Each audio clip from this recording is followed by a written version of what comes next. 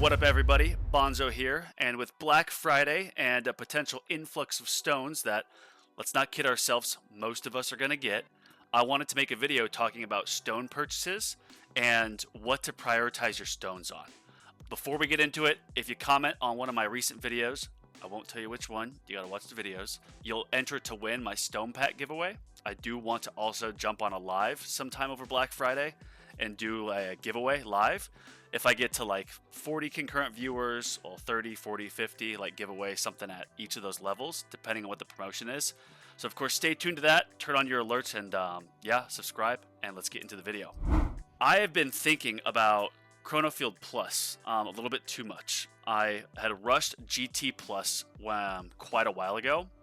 I had rushed Golden Tower to the point of I unlocked my smart missiles and Chronofield, and I didn't put a single thing into those.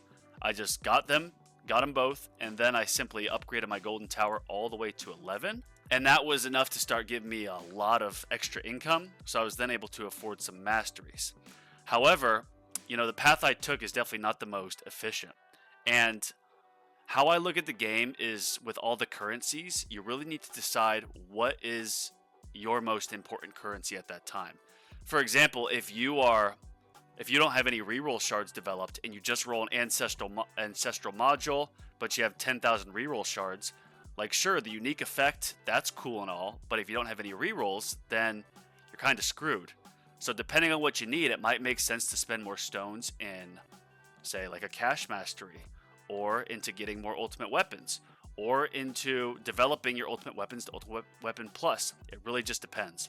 So the first piece of advice that I would give is, if you don't have your Black Hole, Golden Tower, Death Wave in sync, get those in sync. Even if it's a 3-minute, 20-second cooldown sync, which is what Black Hole starts at, that's better than not having it in sync at all. So I would get your ultimate weapon, like your Black Hole, Death Wave, Golden Tower. You want to get your Econ ultimates in sync. The fourth is going to be Spotlight. Now, Spotlight's important because, yes, while it does give you a damage bonus, it also gives you a coin bonus. Coins are very, very important, and until you get out of Champions League, you're really able to put your coins directly into the workshop, so your run maxes out while you're doing your tournament run, and then you can get promoted from there. I mean, yes, you do need some damage on top, but if you've got a very well-developed workshop with some decent like ultimates, decent chain lightning, then you'll be able to get out of Champions League. And that actually leads to my second thing. So after you get the ultimate weapons, the Econ ultimate weapons in sync, the next ultimate that you're going to want to get is Spotlight. And I would recommend you get at least 2 of these. It does get a little bit pricey. I believe the third Spotlight is like 750 stones, so you need to save up for that. Or the second one, 750. Regardless, it's very powerful, and even if you only have, let's say, 120 degrees of your map covered in the Spotlight, that's still a 33% chance that a boss goes in it, which, if you've got a good Spotlight bonus, you're going to be able to eliminate those bosses pretty quick. Now, you're going to need to also at this time like really be working on your labs for coins, for like Spotlight, Black Hole, GT, all those.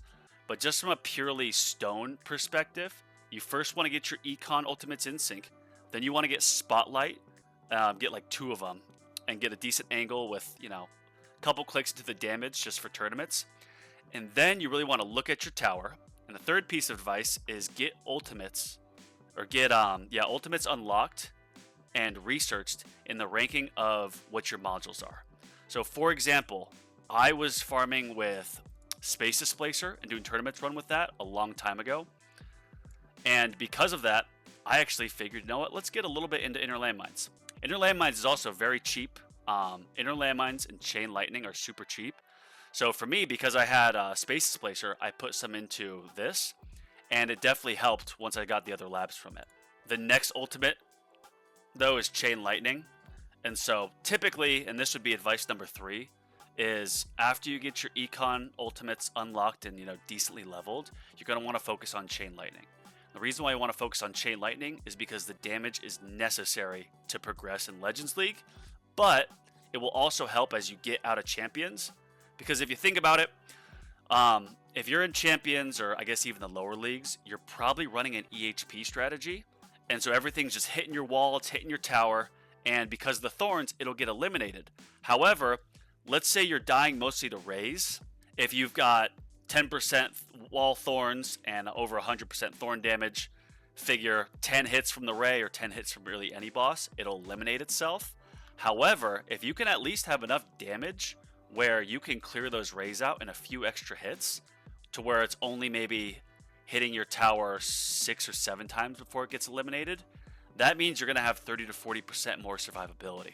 So getting more chain lightning will drastically help your tournaments, and very easily, and this is what I did, you can turn off chain lightning in your runs so that when you're doing a tier 11 run super long, you can leave chain lightning off. You'll let your enemies bunch up, and then you can kill them when, of course, the death wave, black hole, everything goes off. However, for tournaments, having that on will help you push up, so you kind of get the best of both worlds. And quick side note, if you got GT Plus, you almost never need to keep chain lightning off because the multiplier goes into effect with the eliminations.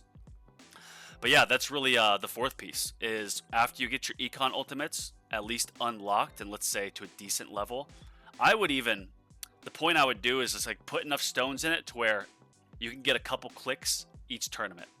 Like whether that's 50 stones or 100 stones into each little level in it, having at least some in there so it's viable before it gets too expensive is going to be key. And that's number 4, is don't become fixated on super expensive stone upgrades. So the example I'm going to use here is, it's a bit extreme, but I think it can be applied to different levels of the game.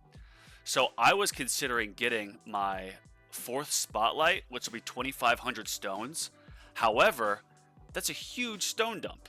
So looking at my tower, I don't have any in Chronofield Plus, but I do have it permanent. And so for me, putting 2,500 stones into Chronofield Plus is going to be that much more beneficial to my tower's bottom line. So yes, a 4th spotlight will give me, you can say probably, 20-30% more damage, because 20-30% more of the tower is going to be in a spotlight getting more damage. However, what's better for my overall tower is going to be getting my Chronofield leveled up. And then I was thinking, after I get Chronofield Plus to a decent level, if I still have stones left, well, what's more valuable? $2,500 of stones into the 4th spotlight, or doing $2,500 into an assist mod, or 2,500 stones, into an assist module, because one of the assist modules that I can use is going to be Omchip. And with Omchip rework, where Spotlight will hit a boss every tournament, or every time it comes about, just getting this unlocked, even if it's at the epic level, where it's only like a ×2 damage to nearby enemies, this at an epic level is going to be more valuable than $2,500 worth of stones. And you can get this unlocked for just 1,000. I know, just 1,000. But that's really going to be key. And that's the number, I think it was number 4, is you need to weigh the opportunity cost of certain upgrades. So for me, like, I could get Death Wave from 100 seconds to 50 seconds. That's like 4,000 or 5,000 stones. And sure, it'll help my coins, it'll help my econ a little bit, but what's going to be more impactful for me farming higher, transitioning to Glass Cannon, is going to be getting an assist module. You could also get masteries, but I wouldn't worry about masteries until you want your GT Plus to at least be at the point where don't necessarily focus on the level, focus on your income. And if you can get your GT, income with GT Plus, let's say to like a Q every day or so, then I think it's safe to start putting some stones into masteries. And the first mastery that I want to get is going to be recovery package chance or cash mastery. Now I got cash mastery first because at the tier I was farming, tier 11, it was a 30% increase in reroll shards just from that alone. Super valuable for just 500 stones. I didn't upgrade it, research it in the lab for months because I couldn't afford it. But the next one I got was recovery package, which helped me level up more. But those you can get at the very beginning, and they're going to be very valuable. However, to really start getting your masteries done, where you've got labs going and you're able to get the researches, you want to be making at least a Q a day. So once your golden GT Plus starts to allow for, let's say, a Q a day in income to where you can really afford masteries, then putting 1,000 stones into damage mastery is going to be very, very beneficial for your tower's survivability in tournaments. And then, of course, once you spend those stones, your upgrades for those masteries just gets allotted to coins, so you can keep your stones for more valuable things. So like for me, I get roughly about 500 stones a week. And one of my plans is, between tournaments, I'm absolutely going to get slower on mastery. Time delay between attacks. I'm also thinking about getting energy net mastery, which is 750. And the value for this, for example, so I'm going to spend 1,000 stones to get the core assist module, so I could put on chip, so every boss goes into the spotlight. But if you look at this, the energy net, it lasts for 4.3 seconds, but when you get the mastery, it effectively doubles then plus additional, it's like a 300% increase to the time that it's up. Then it also does a multiplier of 2x damage. So this basically acts like a spotlight without having to get spotlight or chip as the assist module. And it's only 750 stones. So one could even argue that the value from getting this might be higher than getting a core assist mod and using chip. It really just depends. So just to recap, with stones, first order of business is you want to get your econ ultimate weapons in sync at least 3 minutes and 20 seconds. And you want to spend enough stones on each to where, let's say, each next upgrade's like 50 or 100 stones, where it's viable. And the reason why you don't want to go much past that while still leaving others neglected is simply because, sure, when you upgrade higher, it does sometimes have an exponential effect, but is 1 click into a GT bonus as valuable as maybe 2 into your GT duration if your duration's really low? No, it's just something you kind of have to weigh. Next piece of advice is you want to get the spotlight, at least 2 of them, with a decent angle, as that's going to help your coin income. Third tip is you want to focus on whatever ultimate is going to be most beneficial for your tournaments, whether that be Chain Lightning or, let's say, Inner Landmines, Chrono Field, whatever you already have or what's benefited by your modules, you want to lean into that. And then fourth would just be the masteries and really deciding what the opportunity cost is for other stone investments. So for me, since I rushed GT Plus early, it really opened up a lot of upgrades for me. I kind of regret how much I rushed it. Just doing, say, 1 or 2 of those clicks into Chrono Field to get Chrono Field permanent would have helped a lot more for tournaments. And when you think about it, tournaments are how you get stones without having to spend. So what is the most beneficial way to increase your organic stone income? Well, just simply place better in tournaments, and that'll do it.